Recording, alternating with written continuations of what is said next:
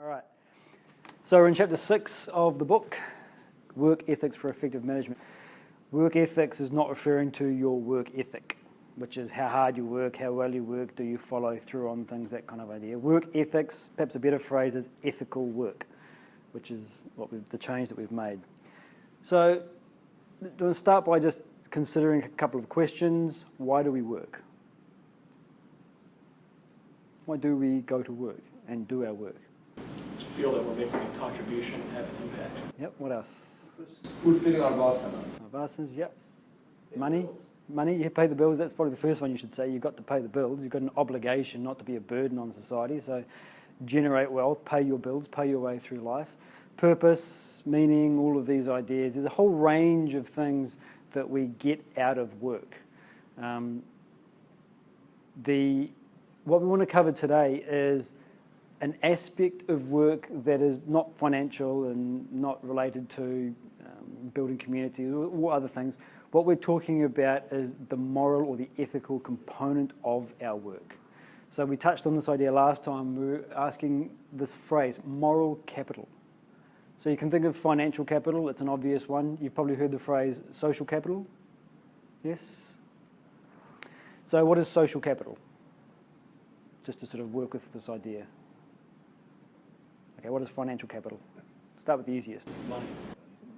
Which means you've got a resource of finances that you can dip into to do things with. Social capital, again, it's a resource. It's something that you can dip into to get things done. So your social capital is basically the connections that you have made, the relationships that you have, the positive relationships that you have. Moral capital is something else. Again, it's a resource. It's something that you generate, something that you create, something that you can draw from, something that can be degraded, just as financial capital, social capital can. It's something that you dip into to get something out of, something that you can use to achieve your goals. So this idea of moral capital, one of the ways that we want to understand it is the fact that what you are doing has the full backing of your own personality. If you are doing something that is not in line strictly with your values, like you were talking about, Donna Hicks slipped up, whenever it was. If you're doing something that's not in line with the values that you hold, there's a resistance within your own personality to do it. So the work is inefficient. The effect on your personality is mental agitation. There's a sense of dissatisfaction. There's a sense that you're not doing what you ought to be doing. All of that comes through into the relationship. Put it another way. If you find someone whose personality, every aspect of their being is fully in line with what they are doing with their activity, you will find that follows through in everything that they do. It goes into all of their relationships. So the moral capital refers to the way that you are relating to yourself and the way that you are relating to your actions. When that is healthy, when you have a strong moral capital, it comes through in everything that you do. Glenn, Yes. I always think of, when I think of social capital, it's a reservoir of what I've previously drawn from it. This moral capital, is this a reservoir of moral decisions I've made in the past that I can draw from? Or is it your definition sounded like more or less moral behavior. It sounded like the present, not the past. Yeah, that's a good question. So you can think of moral capital as something that you have in the present as a result of your past actions, your past behavior. The moral capital is built through ethical behavior. So you can think of it that way. So when you have moral capital, it naturally comes through in everything that you do. In a sense, you can't stop it. And then when you need to draw on that for other reasons, then you can. If you have think of the idea of having the moral high ground. People try to occupy the moral high ground, as it were. Well, when you have your own moral capital, you don't need to strive to occupy the moral high ground. You're already there. Not only that, but you don't necessarily want to be in that position. To say that you have the moral high ground implies that there's no ego associated with I have the moral high ground. The person who genuinely has the moral high ground does not have any egocentric interest in being there, and they're not trying to use it for their own purposes. So it's both. It comes from your past actions, which is why we're going to get into integrating it. But it's here in the present moment, the moral capital that you have. How does my moral capital relate to my personal values? So you will degrade your own moral capital when you function against your own values. Right? So you can think of it as a sense of your own purpose. You know, when you know that you are living in alignment with your own values, there's a deeper sense of purpose, there's a greater sense of enthusiasm and energy for that work. You can degrade it through your own actions. You can improve it through your own actions. So this is what we're saying, unethical business practices corrode moral capital. Not just business practices, but the context is governing business and relationships, so we keep it there. Yeah. So if someone does unethical business practices, but he doesn't feel like he's going against his moral values, then he cannot help it. Well, if he's not going against his moral values, then you can't say He's a moral capitalist. then you can't say that he's performing an unethical business practice. Right, because he doesn't know. Well, he may know what he's doing, but if what he's doing is in line with his own moral principles, then what's happening is that he's not degrading his moral capital. This is how we retain our moral capital, is by making sure that our actions are aligned with our values. So how you degrade it is when you actually become aware of you conducting certain action that is not in line with your moral values. Okay, Correct. Yeah. Okay, so the whole notion of unethical business practices arises from ego. Right? So whenever we are functioning from the ego or egocentrically, what that means is that we're moving away from what we're going to denote as ethical business practices, which we'll get into in more detail.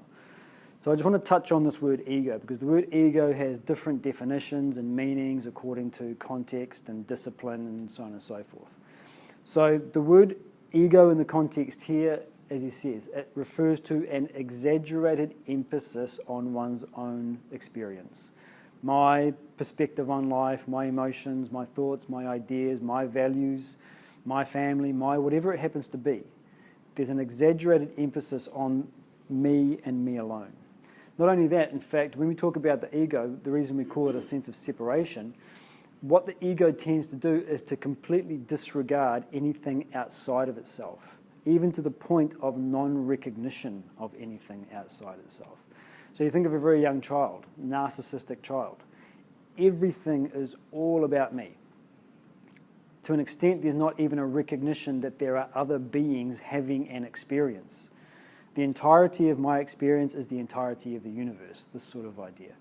So when we are highly egocentric, we completely center our experience only around our own perceptions, emotions, and thoughts and actions. There's three ways that he describes that the ego expresses or manifests itself. The first is I am supreme. So essentially what this does is it gives you an inflated sense of self-importance.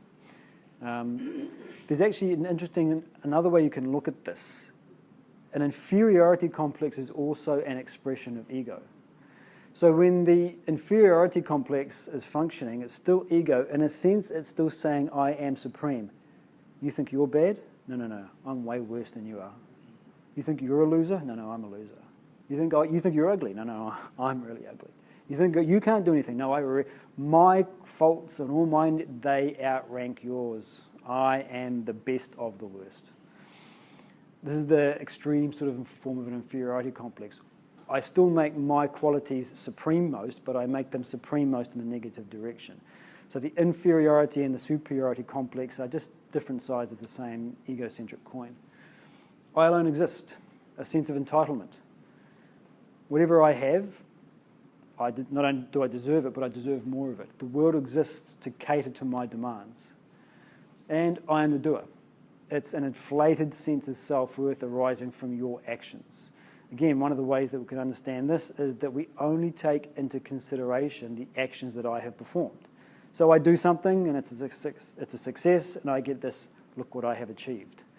Not recognizing that there are hundreds, thousands of other individuals who have been working from this point backwards, all with their own actions, all with their own streams of causation, which have contributed to this moment that I am celebrating. Listen to a sports person, listen to an entertainment person, listen to anyone receiving an award. What do? You thank everybody else. Whether you're sincere or not, that's what you do, because there's that recognition. I cannot achieve anything on my own. The ego tends in the direction of only attributing success to one's own causes. So this is just to sort of understand how the ego functions so we can get a better idea of the opposite. One of the problems with ego is that from ego we get egocentric desires. All right? So desire is essentially just a flow of thought. There's a sense of lacking something. The mind flows out into the external world onto an object, and the thought is, if I get that object, then I'll be satisfied. This is desire. So egocentric desires are those desires that only center around what I can gain for myself to the exclusion of anybody else. So it's important that to just touch on this idea that what we're not saying is that you should not satisfy your own demands. It's not saying that. The problem is when we satisfy our own demands and don't take into consideration anything that happens outside of that. So as long as I'm making lots of money, it doesn't matter that I am polluting the environment. It doesn't matter that I am offloading risk to people who can't afford it. It doesn't matter that I am doing X, Y, Z. This is how selfishness functions. This is how the ego functions. If you want to make pots of money, go ahead. There's nothing wrong with making vast quantities of money. The egocentric attitude is, I'm going to make it and I don't care on the effect on anybody else. This is the egocentric desire. The problem with egocentric desires, there's a list. We get negative emotions. This is the modification of our egocentric desires, which we've all experienced. They cloud our judgment, drain energy, they reduce our capacity to work effectively, and importantly, they degrade our relationships. This is ego. What is the opposite of ego? All right. The opposite of ego is selflessness. So if we want to function in a way that we would call ethical, what we're trying to do is to disregard the ego's demands. Again, it doesn't mean that if the ego demands it, we should not fulfill it. Your ego may demand a marriage and a family. Fantastic, go have a marriage and a family. Your ego may demand to be wealthy. Good, go and get it. To be physically healthy, to be a servant in the community, whatever it is. When we say disregard the ego's demands, what we mean is don't make it purely about the ego. Start to work in the direction of selflessness. So selflessness essentially means that you start to shift the attention towards something outside the immediate demands of the ego. In my experience, it's difficult to go from egocentric desires to selfless. It's almost like you gotta go from egocentric to unselfish. Eventually, maybe find your way to selfless. Yeah. So So this is what I was saying, in the direction of selfless. On the direction of selfless. So the reason we're bringing it up, and to be perfectly selfless is, call it an impossible task, right? But that doesn't mean that we shouldn't strive for it. The reason that we talk about ego in its worst sense and selfless in its highest sense is to bookend the conversation, to give us a framework or a context or whatever you want to call it, to work within. So wherever we are, think of it as a direction rather than a location. You're absolutely right. To be at the location of purely selfless, impossible. But what is the direction of my activity? Is it moving towards the ego? I.e., is it initiated by the ego? Or is it moving away from ego? So if selfless is in one end, something most people may not experience, Yep. is in your essence the egocentric in the other end, which is purely you as an individual, not even your family and kids and your community? Yeah, so the far end of, the opposite end of selfless would be to be so egocentric that, exactly that, even your own family members, you don't have an interest in their well-being. You've probably never met somebody who is 100% selfish, because I don't think such a person can exist in this world, at least not for very long. You've probably never met someone who is 100% selfless. You may have. But what I'm saying is that, like all distributions, the ones at the ends are pretty rare. We all tend to clump, you know, So 2 standard deviations. So if someone is broaden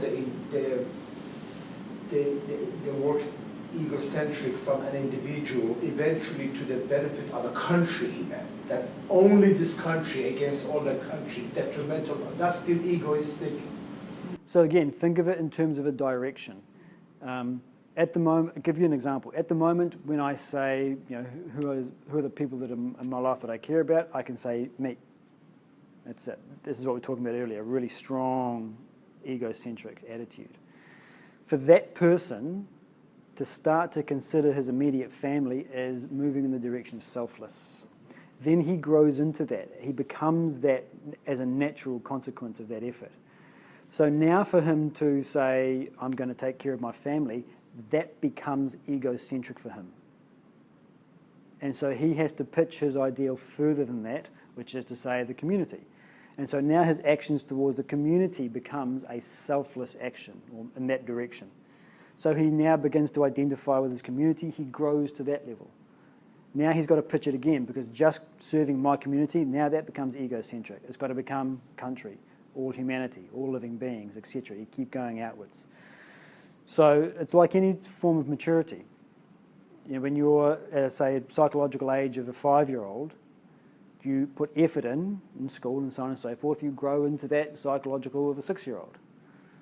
You're moving in that direction, but you can't stop. You've got to keep moving up.